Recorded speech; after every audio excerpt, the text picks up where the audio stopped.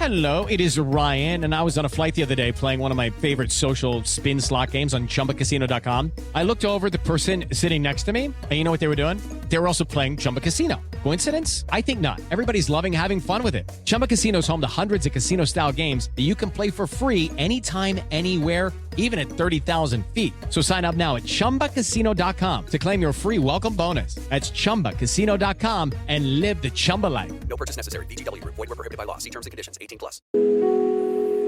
Muy buenas noches a todos los que nos ven por estos medios. En este día quiero aprovechar la oportunidad para hablar sobre unos temas que son de vital importancia para nosotros y sobre todo para los que se identifican con nuestro movimiento de Fundación Cristiana Iberoamericana, la Iglesia de Cristo Independiente, Iglesia Cristiana. Mi nombre es Leopoldo Valdés Taylor, profesor, y en esta noche voy a compartir con ustedes algunas ideas relevantes. Vamos a tratar de responder a algunas preguntas. ¿Qué es el movimiento de restauración? ¿Por qué somos Iglesia de Cristo Cristiana Independiente? ¿Y cuál es el método hermenéutico apropiado para estudiar la palabra de Dios? Con estas preguntas queremos dejar sentado de forma clara, sencilla, la identidad de nuestro grupo, la identidad de nuestro movimiento. Porque yo creo que hay muchos grupos cristianos y religiosos, pero que no se les explica a ellos con claridad, con objetividad, qué quiere ese movimiento, qué es, de dónde surge. Y yo creo que por respeto a las personas hay que ser honesta y decirle las cosas como son. Creo que más se gana de esta forma. En cuanto a la primera pregunta, ¿qué es el movimiento de restauración? La historia es larga, sin embargo, vamos a ser precisos y hacer algunas acotaciones. Es decir, el movimiento de restauración surge a principios del siglo XIX en el estado de Kentucky. Fueron varios precursores, pero generalmente se le conoce como precursores a Barton Stone, a Thomas Campbell y Alexander Campbell, y también otro de sus precursores importantes fue Walter Scott. Estos señores que venían de distintas denominaciones cristianas, presbiterianas, por ejemplo, en el caso de Thomas Campbell y Alexander Campbell, viendo la corrupción que se daba en la época en que ellos vivían, siglo XIX, en la iglesia, ellos se ven impulsados a desarrollar lo que ellos llamaron un movimiento con todos aquellos cristianos que desearan realmente vivir un auténtico cristianismo.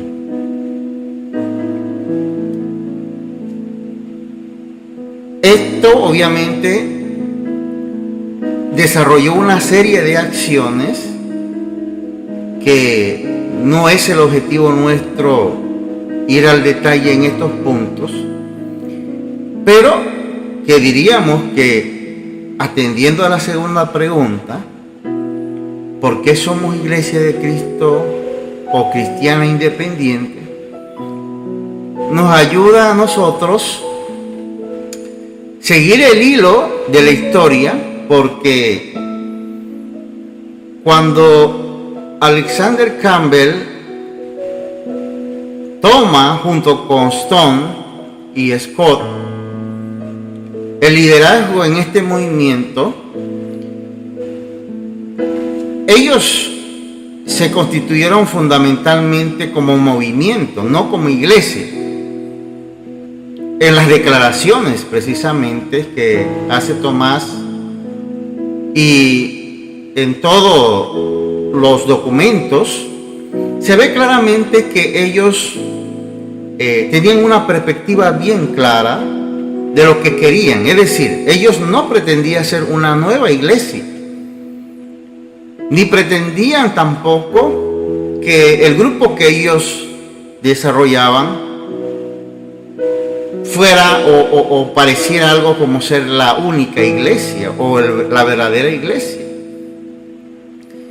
Estas ideas en el movimiento surgieron en el camino, pues a la muerte de estos señores no se pudo sostener un movimiento unificado, sino que dio lugar a varios grupos, fundamentalmente a 3, entre los cuales están los discípulos de Cristo, la iglesia de Cristo, que para identificarla bien la vamos a llamar sin instrumentos, porque no usa instrumentos, y la iglesia de Cristo cristiana independiente, la cual algunas de sus iglesias locales han optado por usar instrumentos y otras no. Hay otras vertientes también que han surgido, pero estas son las 3 grandes vertientes que han surgido del movimiento de restauración. En el caso que nos toca responder por qué nos llamamos Iglesia de Cristo Cristiana Independiente, lo hacemos desde la perspectiva fundamentalmente siguiendo los principios y los valores que motivaron el movimiento de restauración. Voy a aquí hacer una amplitud de lo que estoy señalando. A posteriori de los precursores, el movimiento o el grupo que se llama Discípulos de Cristo toma una forma a la larga denominacional. Y fundamentalmente ellos rechazan haber surgido del movimiento de restauración o pertenecer al hilo del movimiento de restauración, porque varios de sus líderes consideran que el movimiento fue un fracaso, fue una equivocación y que ellos no pueden sencillamente mantenerse en ese hilo conductor de ese movimiento. Por otro lado, el movimiento de Iglesia de Cristo, llamémosle sin instrumento, es un movimiento fuerte, es un movimiento que persigue los objetivos del movimiento de restauración en términos de volver a la iglesia primitiva. Sin embargo, hay 2 situaciones que caracterizan a este grupo. En primera instancia, este grupo también niega surgir del movimiento de restauración. La tesis de este grupo es que ellos surgen de la iglesia del primer siglo, imagínense, del siglo XVII, surgen del primer siglo. El otro tema de este grupo es con relación a su forma, a su metodología, mejor dicho, para interpretar las Sagradas Escrituras. Uno de los planteamientos que hacen es que ellos son la única iglesia verdadera, lo cual hace que este grupo haya adoptado una posición excluyente. Fíjese que el movimiento inicia como un movimiento incluyente, porque el movimiento con sus precursores, el espíritu de los precursores fue unir bautistas, metodistas, presbiterianos, episcopales, bautistas, etc. Fue un movimiento, diríamos, ecuménico, cuando todavía estábamos a un siglo de hablar de ecumenismo. Había un planteamiento ecuménico, pero de gente que deseara realmente adorar en espíritu y en verdad. Para un poco ampliar también la idea de la hermenéutica, tanto de los discípulos de Cristo como de la Iglesia de Cristo sin instrumento, como de la Iglesia de Cristo cristiana independiente, vamos a desarrollar la tercera pregunta. ¿Cuál es el método hermenéutico apropiado para estudiar la palabra de Dios? A mi modo de pensar, creo que aquí está la raíz donde nos separamos nosotros. Hay obviamente otras razones que no voy a plantear en estos momentos. Me voy a centrar en el tema hermenéutico nada más.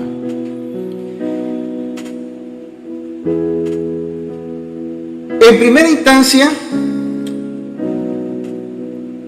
la Iglesia de Cristo independiente es un grupo que es consciente de su historia. Es un grupo que tiene pertenencia, es decir, sabe que surge del siglo XVII sobre la base de los principios de los precursores del movimiento de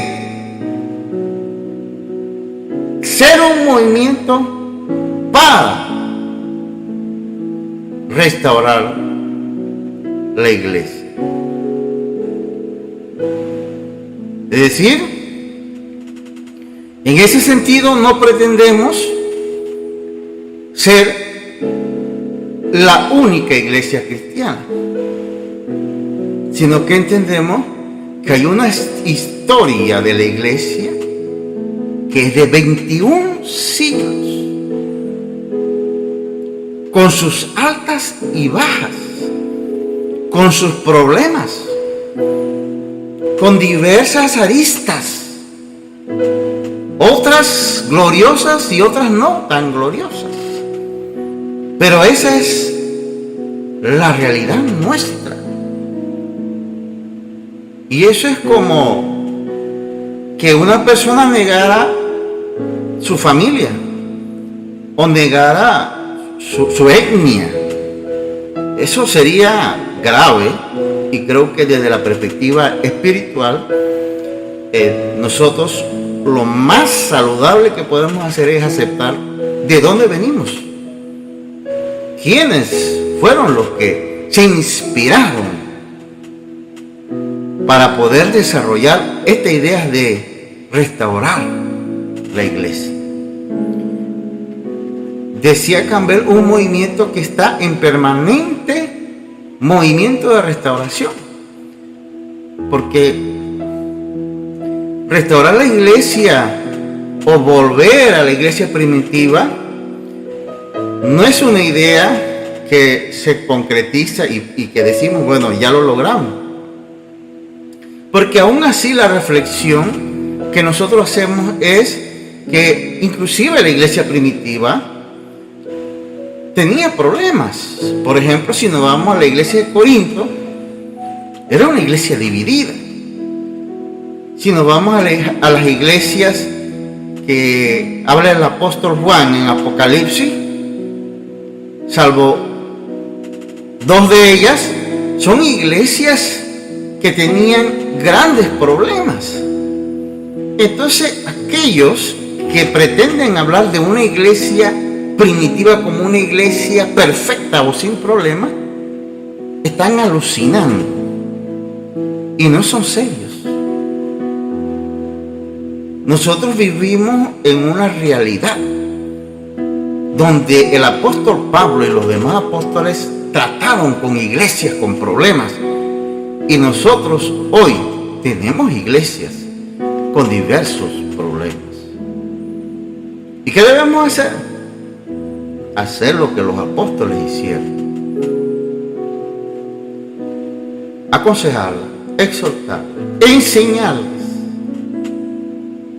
Porque no podemos dar la espalda a las iglesias solamente porque en mis prejuicios yo considere que estén equivocadas. Si así fuera, el mismo Maestro Jesús,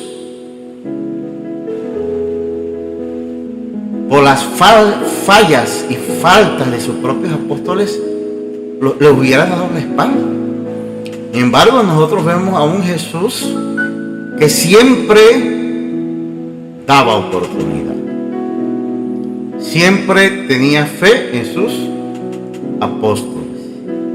Y por esa paciencia y ese papel, ese rol de maestro que tuvo Jesús, surgió un gran apóstol como Pedro, un gran apóstol como Juan y otros apóstoles. Ahora bien, entrando en materia de lo que es la hermenéutica bíblica, queremos un poco ampliar esta idea, ya que consideramos que allí es justamente donde estriba la situación que ha generado precisamente diferencias, y que lamentablemente esas diferencias ha causado división. Porque a mi modo de ver, entre nosotros puede haber diferencias. Los hubo entre los apóstoles, no todos los apóstoles eran iguales. Bernabé y Pablo eran diferentes. Sin embargo, a pesar de eso, estuvieron cada uno desarrollando su proyecto.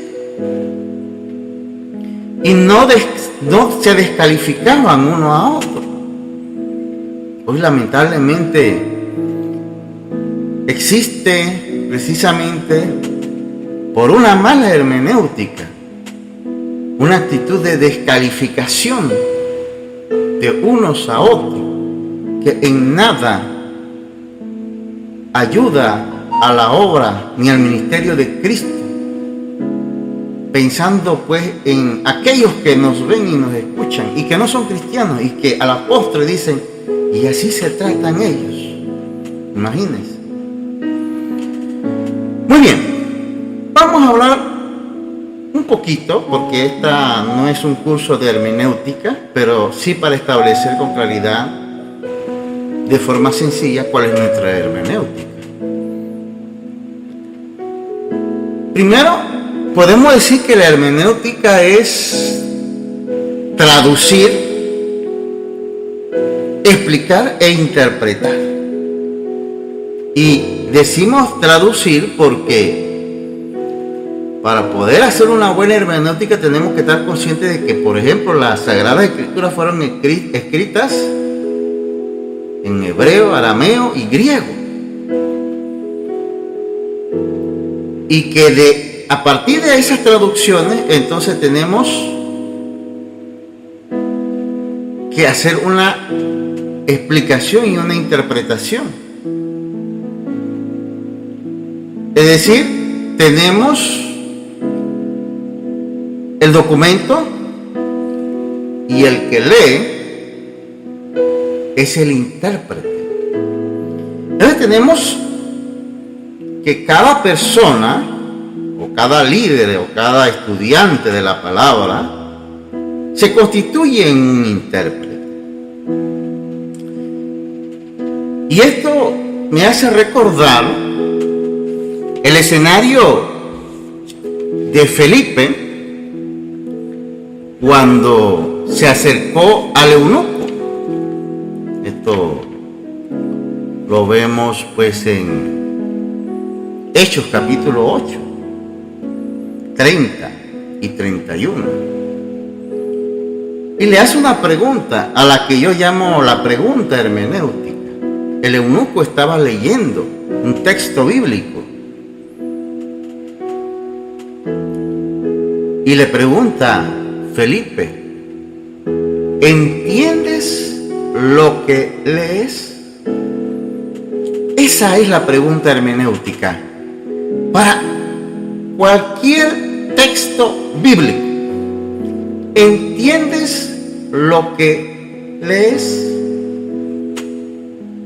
¿Entendemos lo que leemos?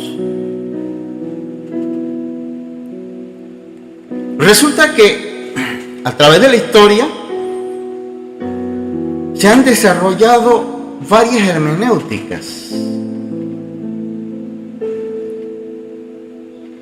Desde los tiempos de Cristo, porque Cristo enfrentó a fariseos y a otros con hermenéuticas equivocadas.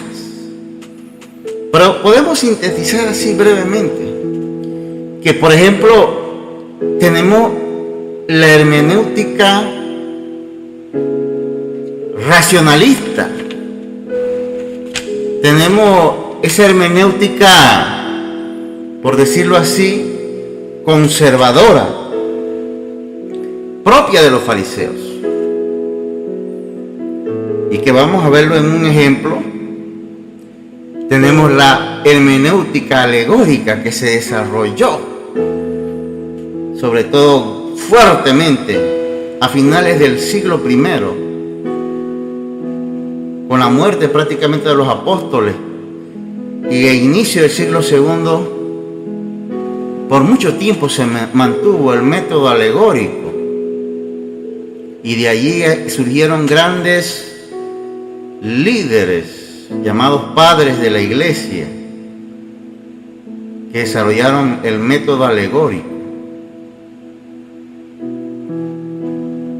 De eso podemos hablar ampliamente, mas no es la idea nuestra en esta sección.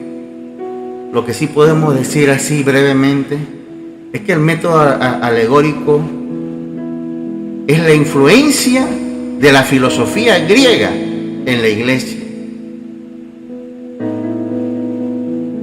Hasta ahí lo dejo, pero con esto ustedes pueden ver y notar que el helenismo nada tenía que ver con la interpretación adecuada de las Sagradas Escrituras. Finalmente, podemos decir que siempre en estos métodos de estudio de la palabra de Dios ha habido diversos métodos o técnicas, pero que fundamentalmente ha habido dos extremos que le han hecho mucho daño a la iglesia. El extremo legalista, ese extremo que quiere irse al pie de la letra y que quiere irse más allá de lo que la misma letra dice. A veces este grupo se llama conservador, se llaman puros. Esa era la actitud propiamente de los fariseos. Ellos eran legalistas. Y por otro lado tenemos el otro extremo, liberal. alegórico. Pablo dijo que somos llamados a libertad. Sí, somos llamados a libertad. Pero no para hacer el mal, sino para hacer el bien. De modo que la hermenéutica nuestra parte de aquel principio que se sustenta en el ejemplo de Jesús, obviamente. Había frases famosas, muchas frases famosas del movimiento de restauración. Una de ellas es hablar donde la Biblia habla, callar donde la Biblia calla, ¿no?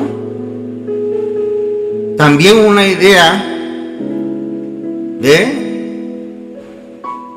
unidad en la fe y caridad cuando se trata de opinión.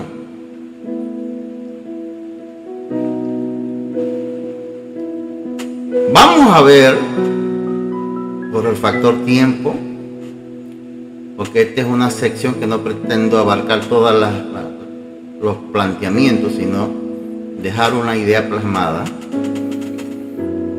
Cómo Jesús en Mateo capítulo 12,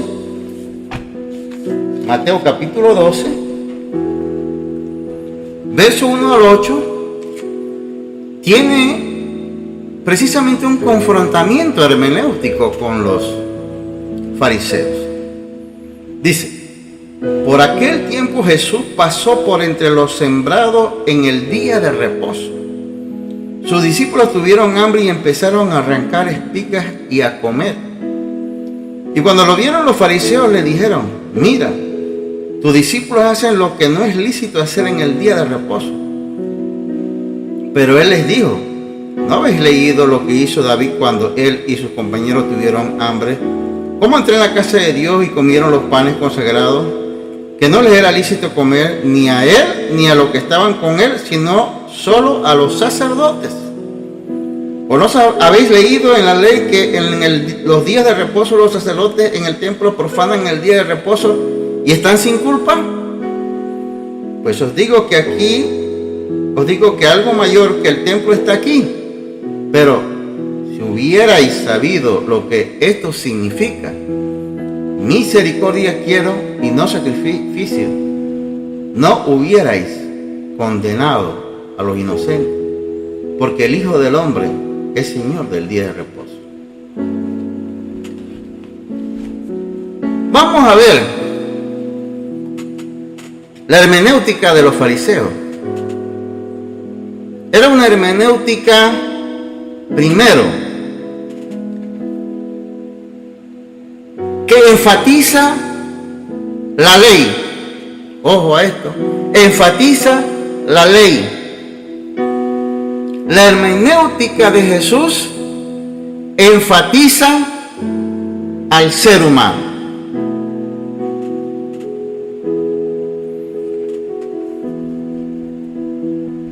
Dice Jesús que los discípulos, dice la palabra, que los discípulos tuvieron hambre. Pero los fariseos le dijeron: tus discípulos hacen lo que no es lícito en el día de reposo.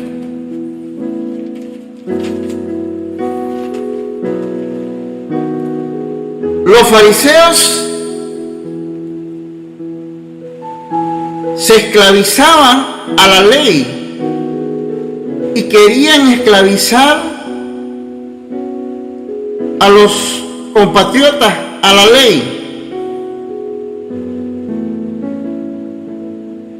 Jesús les dice, les enseña aquí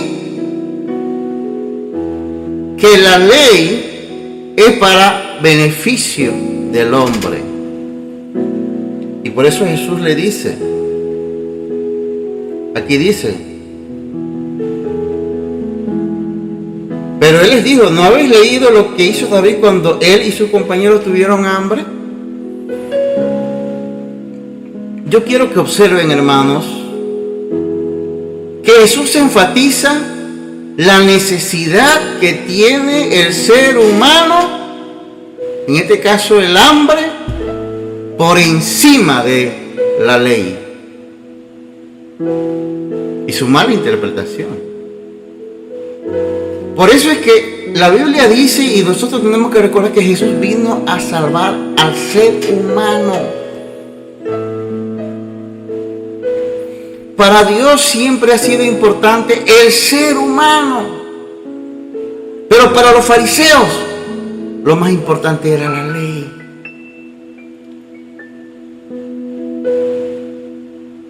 Dice el verso 7. Pero si hubiera sabido lo que esto significa, misericordia quiero y no sacrificio. La hermenéutica de Cristo estaba enfocada en la misericordia. La hermenéutica de los fariseos estaba enfocada en el sacrificio. Pero yo quiero señalar que ese sigue siendo el dilema de hoy. La hermenéutica enfocada en la misericordia y la hermenéutica enfocada en el sacrificio, en el no debes hacer, en el no debes hacer aquello, etcétera, etcétera, etcétera.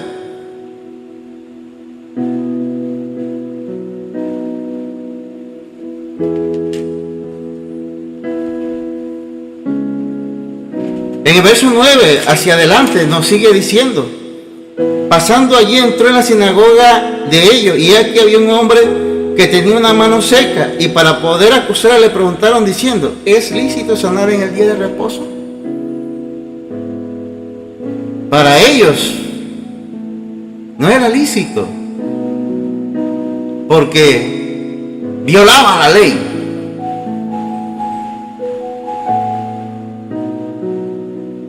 Y él le dijo: ¿qué hombre habrá de vosotros que tenga una sola oveja? Si ésta se le cae en un hoyo en un día de reposo, ¿no le echa mano y la saca? Pues, ¿cuánto más vale un hombre que una oveja? Este es el planteamiento hermenéutico. ¿Cuánto vale más? En la aplicación y la interpretación que hacía Jesús de la ley, siempre había una jerarquía de importancia.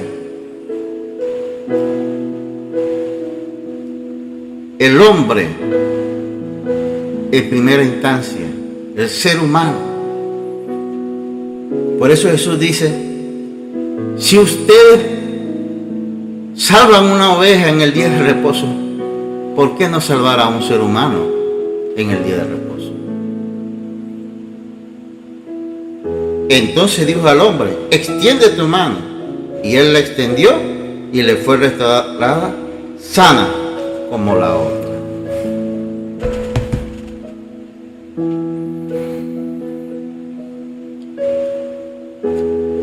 Por eso es que a la larga llevaron a Cristo a la muerte, porque la hermenéutica de Cristo era una hermenéutica de amor, de misericordia, en donde la ley no esclavizaba al hombre. Somos llamados a libertad. Hoy, lamentablemente, tenemos líderes y grupos que han hecho del evangelio no lo que es. La Biblia dice que el evangelio es gracia, porque por gracia fuisteis llamados. Han convertido en el evangelio en una desgracia y han vuelto al legalismo, señalando más allá de lo que la Biblia dice. La Biblia tiene silencios donde yo no tengo por qué condenar a nadie. Y por eso vemos que hay diversidad de grupos, porque tienen una hermenéutica que no es la hermenéutica de Cristo, de la misericordia, sino de sacrificio. Y en ese sentido podemos decir que cualquier texto de la Biblia la podemos leer y estudiarlo dentro de la hermenéutica de Cristo que nos dejó a nosotros. Y así, libre de prejuicio, lo cual la temperatura es de 30 difícil, grados y la humedad y lo entendemos del así, 75%. porque todos nosotros, todas las personas y sobre todo los que han estudiado algo de Biblia, ya tienen una estructura preconcebida. Y cuando se lee las Sagradas Escrituras, se leen con esas estructuras preconcebidas. Y por eso que en el estudio, generalmente lo que hacen las personas es hacer que esos textos se ajusten a esos prejuicios. Y se niegan la oportunidad de ver la verdad tan sencilla y llana como dijo Jesús: la verdad os hará libres.